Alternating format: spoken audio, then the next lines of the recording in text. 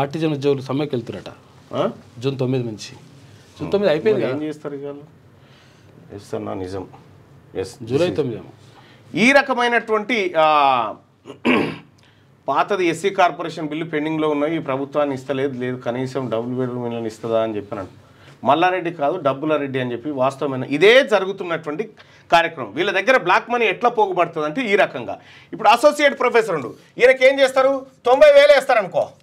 90,000 వేస్తే దీంట్లో ఏటీఎం పోయి ఈయన 50,000 డ్రా చేసుకొచ్చి అవి మల్లారెడ్డికి ఇచ్చేసేయాలి. ఇట్లా ఈ పోగేస్తారు అన్నట్టు, ఈ సంపద అంతా పోగేసి ఇట్లా మూటలు కడతారు. ఇక ఈ మూటలు కట్టి ఇక ఇలా డబ్బు పెట్టి దీంతో తమాషా.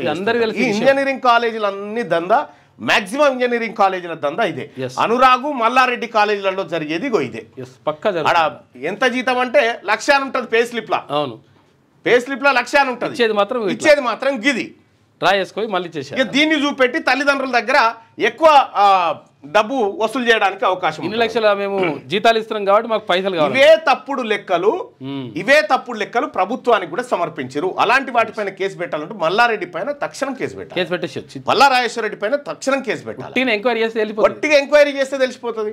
ఎందుకంటే నాకే వచ్చి చెప్పిరు ఇది మా పరిస్థితి. చాలా మంది చెప్పారు అట్లా.